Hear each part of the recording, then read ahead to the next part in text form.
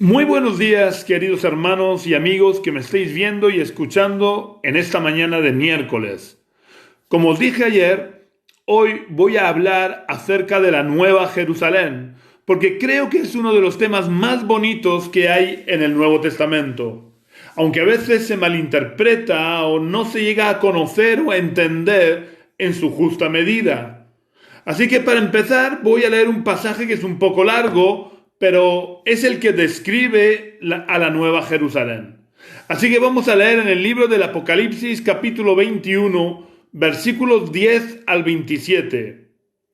En el libro del Apocalipsis capítulo 1, versículos 10 al 27, Juan nos explica y dice: Me llevó en el espíritu a un monte grande y alto, y me mostró la gran ciudad, la santa Jerusalén que descendía del cielo de parte de Dios.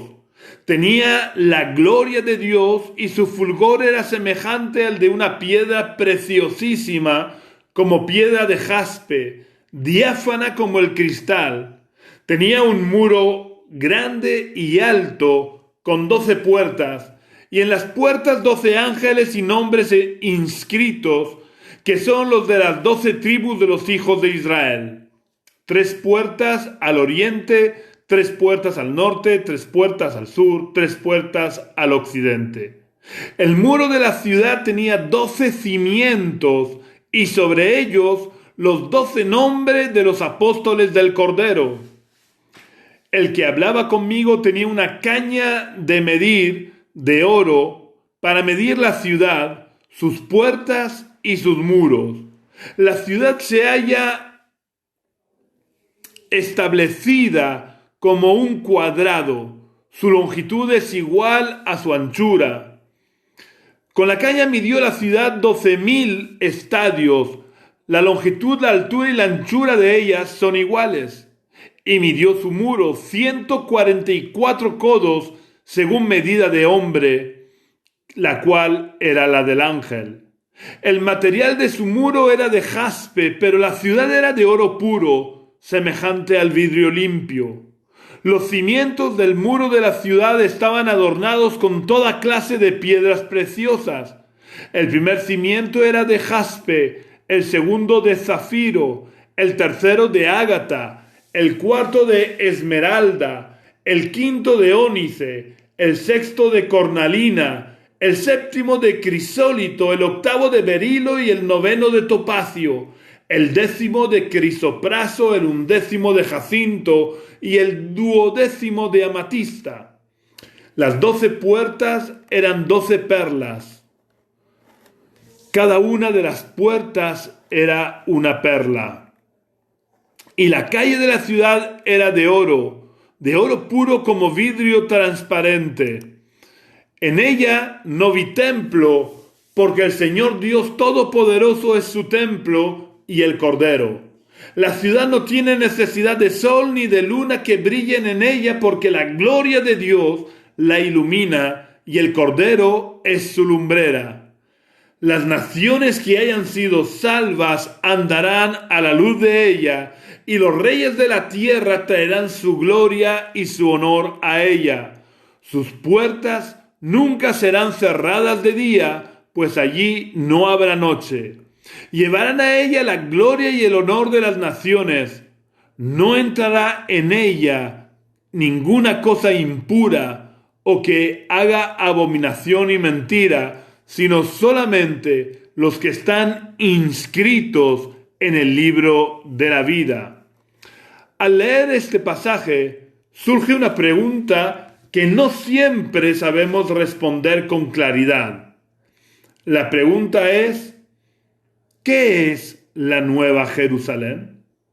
La primera respuesta que suele venirnos a la mente y lo primero que solemos responder es: la Nueva Jerusalén es la ciudad o el lugar donde moraremos los cristianos durante toda la eternidad.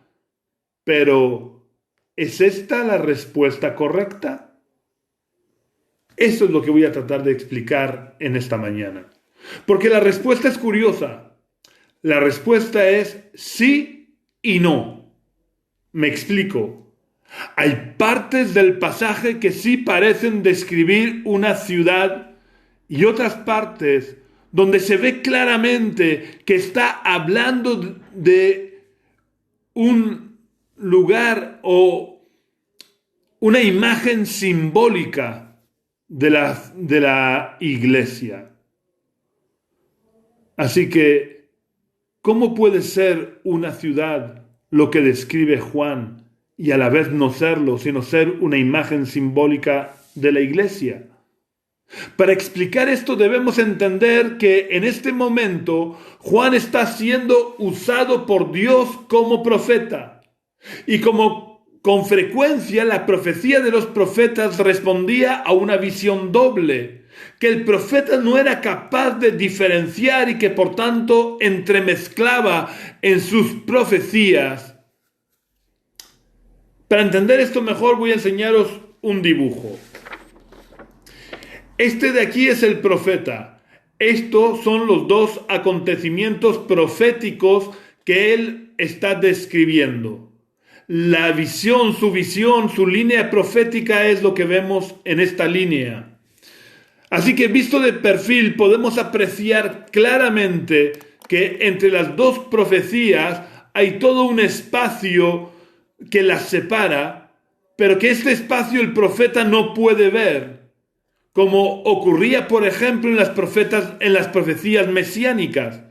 Los profetas hablaban de la primera venida de Jesús y de la segunda venida de Jesús, y estos dos acontecimientos que ellos hablaban muchas veces de forma entremezclada, entre estos dos acontecimientos han pasado como mínimo 2000 años. Pero este espacio de separación entre los dos acontecimientos proféticos a veces no es una separación de tiempo, sino que se está hablando de dos personas diferentes separadas por tiempo y por personalidad. Por ejemplo, las profecías que hablan de la caída del querubín protector. Está hablando de un rey físico, el rey de Tiro.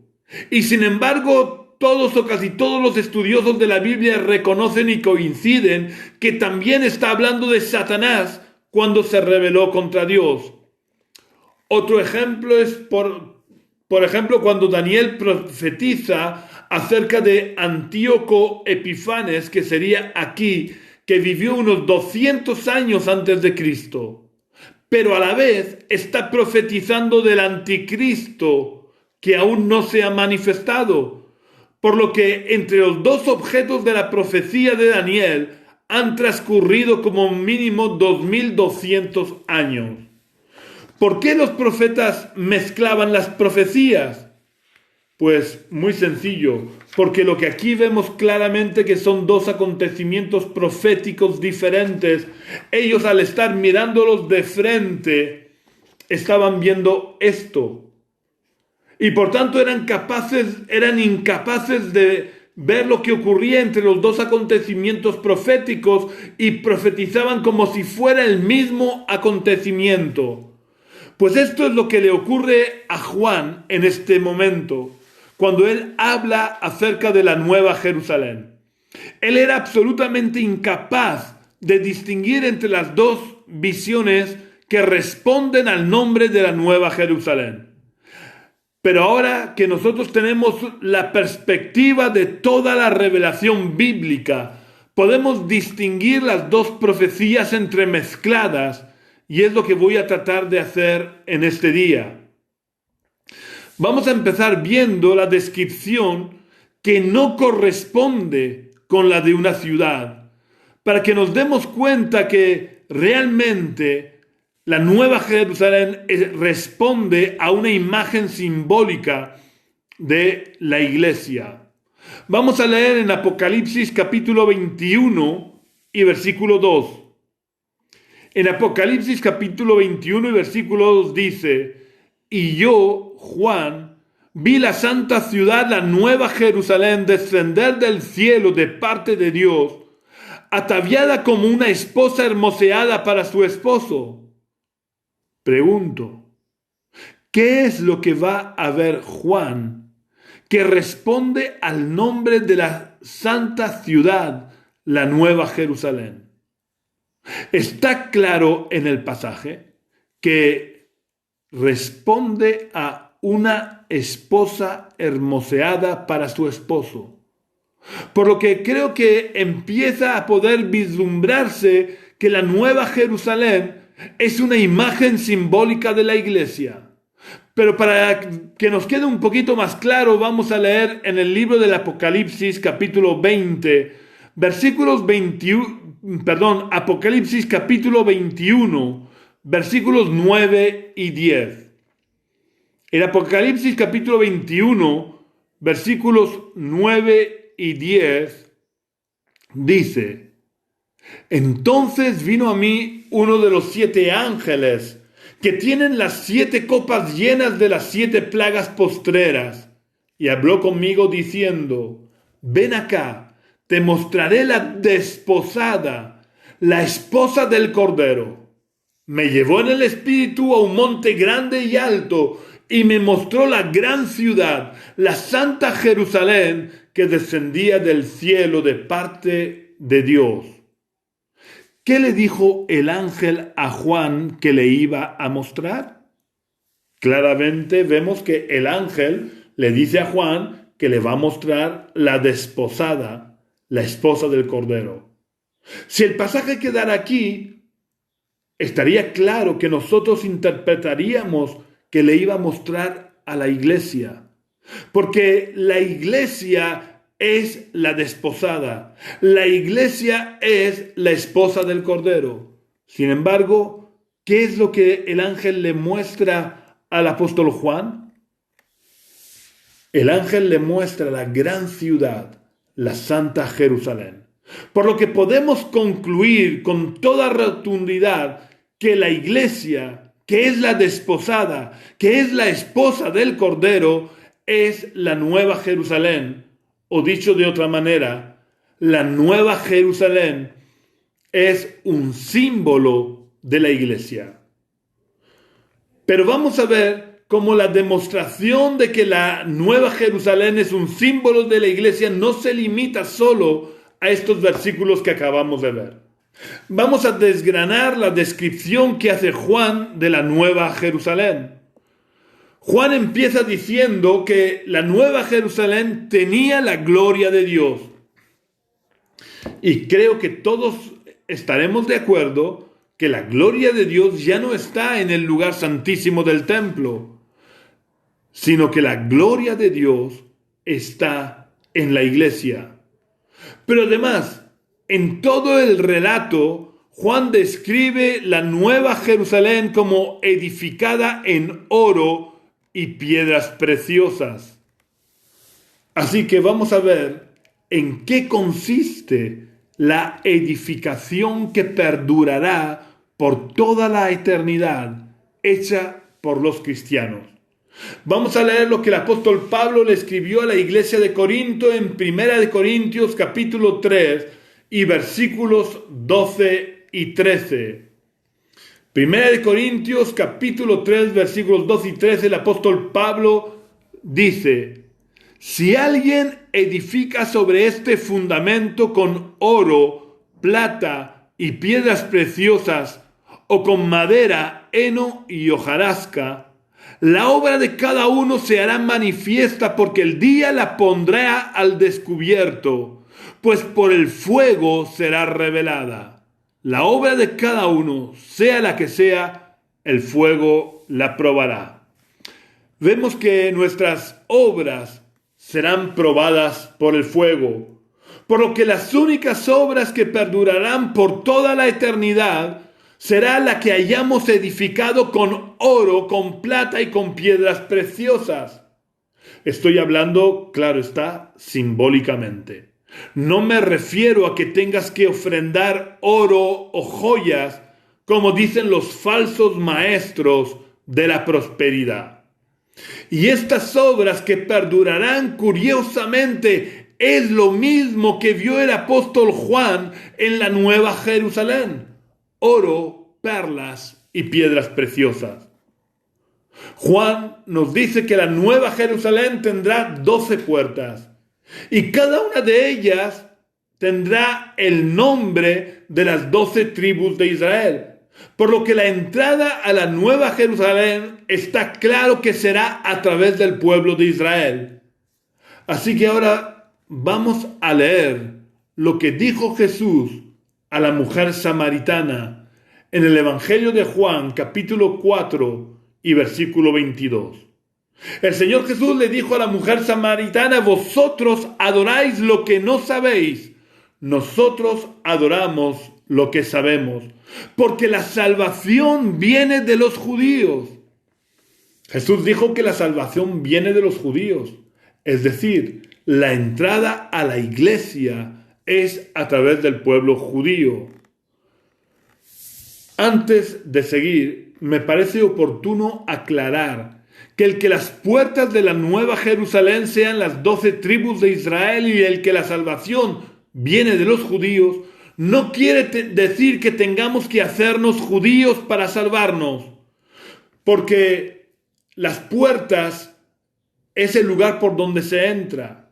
Y tenemos que tener claro que Jesús era judío, sus padres eran judíos, sus discípulos eran judíos, los primeros cristianos eran judíos.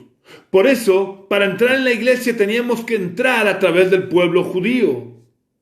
Pero el conjunto de la enseñanza del Nuevo Testamento deja muy claro que la salvación no se obtiene por el cumplimiento de la ley ni porque nos hagamos judíos, sino por la gracia que viene de la fe en el sacrificio que Cristo realizó en la cruz por cada uno de nosotros. Juan sigue diciendo que los cimientos de la Nueva Jerusalén tienen escritos el nombre de los 12 apóstoles del Cordero. Vamos a comparar estas palabras de Juan con lo enseñado por el apóstol Pablo en su carta a los Efesios, capítulo 2 y versículo 20. El apóstol Pablo dice: edificados en el fundamento de los apóstoles y profetas, siendo la principal piedra del ángulo Jesucristo mismo. ¿Quiénes pusieron los fundamentos? O lo que es lo mismo, ¿quiénes pusieron los cimientos de la iglesia? Según Pablo, los cimientos fueron puestos por los apóstoles, evidentemente los apóstoles del Cordero.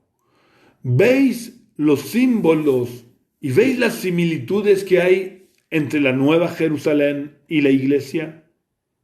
Podría seguir describiendo los simbolismos y similitudes que hay entre la iglesia y la Nueva Jerusalén, porque hay muchos más, pero creo que estos que he resaltado son suficientes para poder afirmar que uno de los acontecimientos proféticos que vio Juan y que respondían al nombre de la Nueva Jerusalén es la propia iglesia. ¿Quiere esto decir que la Nueva Jerusalén no es el lugar donde vamos a vivir los cristianos durante la eternidad? No. De la misma manera, podemos afirmar también que la Nueva Jerusalén es el lugar donde viviremos los cristianos durante toda la eternidad. Porque si analizamos el otro acontecimiento profético que responde al nombre de la Nueva Jerusalén, podemos ver que también es el lugar donde viviremos los cristianos durante la eternidad. Vamos a empezar el análisis de este acontecimiento profético leyendo el libro del Apocalipsis capítulo 21 y versículo 1, donde el apóstol Juan dice: entonces vi un cielo nuevo y una tierra nueva, porque el primer cielo y la primera tierra habían pasado y el mar ya no existía más. El pasaje que va a describir lo que es la Nueva Jerusalén comienza diciendo: vi un cielo nuevo y una tierra nueva, lo que deja muy claro que está refiriéndose a un lugar físico donde vamos a vivir. Pero además termina el pasaje que habla de la Nueva Jerusalén diciendo: no entrará en ella cosa impura o que haga abominación y mentira, sino solamente los que están inscritos en el libro de la vida del Cordero. Vemos cómo hay una diferencia entre la Nueva Jerusalén y la iglesia, ya que los que están inscritos en el libro de la vida son los que entrarán en la Nueva Jerusalén. Y los que están inscritos en el libro de la vida somos los que formamos parte de la iglesia. Por lo que somos los que formamos parte de la iglesia, los que entraremos en la Nueva Jerusalén, dejando claro que la Nueva Jerusalén y la iglesia son dos cosas distintas. El último pasaje que vamos a leer, que muestra la Nueva Jerusalén como un lugar físico donde viviremos, se encuentra en el capítulo siguiente, en el libro del Apocalipsis, capítulo 22, versículos 1 y 2, donde el apóstol Juan nos relata: después me mostró un río limpio de agua de vida, resplandeciente como cristal, que fluía del trono de Dios y del Cordero. En medio de la calle de la ciudad y a uno y a otro lado del río estaba el árbol de la vida, que produce 12 frutos, dando cada mes su fruto. Y las hojas del árbol eran para la sanidad de las naciones. Creo que estos dos versículos hablan muy claramente de la Nueva Jerusalén como un lugar físico donde viviremos los cristianos, porque nos habla de un río que pasa por en medio de la calle de la ciudad y de árboles que crecen y que dan fruto. Para no alargarme innecesariamente, no voy a seguir explicando todo lo que indica que la Nueva Jerusalén es un lugar físico donde viviremos, porque creo que esta parte la tenéis mucho más clara la mayoría de los cristianos. Quiero dedicar la última parte del pensamiento de hoy a resaltar la bendición que supondrá para nosotros los cristianos el poder vivir en la Nueva Jerusalén y además formar parte de ella. Juan en el capítulo 21 nos explica que los que vivamos en esa ciudad no experimentaremos más muerte, ni dolor, ni llanto, ni sufrimiento, porque Dios mismo enjugará nuestras lágrimas. ¿Os podéis imaginar la tremenda bendición que supone que el dedo de Dios enjugue nuestras lágrimas, que el dedo de Dios seque nuestras lágrimas, que podamos sentir en nuestra cara, en nuestras mejillas, el tacto del dedo de Dios? Y lo que voy a decir ahora lo entenderán mejor las personas mayores y los enfermos. Podemos imaginar lo que será vivir sin que ningún tipo de dolor nos afecte, porque no tendremos dolores de ningún tipo, ni físicos ni emocionales. Pero lo verdaderamente extraordinario no se queda solo en eso. Lo verdaderamente extraordinario es que Dios trasladará su tabernáculo del tercer cielo a la Nueva Jerusalén y morará con nosotros. Esto es algo que no nos podemos ni imaginar. No podemos hacernos ni una ligera idea de lo que supondrá que para nosotros el poder ver a Dios cara a cara. Porque en el capítulo 22 del libro del Apocalipsis, Juan dice que veremos su rostro, que Dios vivirá con nosotros. Es decir, Dios será nuestro vecino y podremos ver su rostro cuando queramos. Creo que no hay nada más maravilloso que poder ver el rostro de Dios. Cuando cierro mis ojos, puedo en parte imaginar la gloria de la Nueva Jerusalén. Y digo en parte porque el apóstol Pablo nos advierte que ahora solo conocemos en parte, que solo vemos oscuramente como por un espejo. Por tanto, si lo que puedo imaginar de la gloria de la Nueva Jerusalén es tan bello, tan hermoso y tan extraordinario, Y lo que yo puedo imaginar es solo una pequeña parte de lo que realmente será la nueva Jerusalén.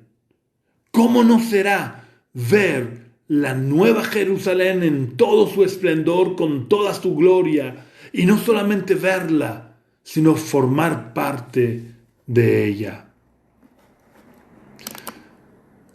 ¿Quieres compartir conmigo la nueva Jerusalén? ¿Quieres poder compartir conmigo, ser parte de esa gloriosa ciudad y vivir en esa gloriosa ciudad? Solo tienes que asegurarte de que tu nombre esté inscrito en el libro de la vida. ¿Y cómo puedes estar seguro? ¿Cómo puedes asegurarte que tu nombre figure inscrito en el libro de la vida? Solo necesitas dar 4 pasos. El primer paso es dejar de lado tus prejuicios. El segundo paso es reconocer que eres un pecador o una pecadora y que por ti misma no puedes salvarte. El tercer paso es pedir perdón a Dios.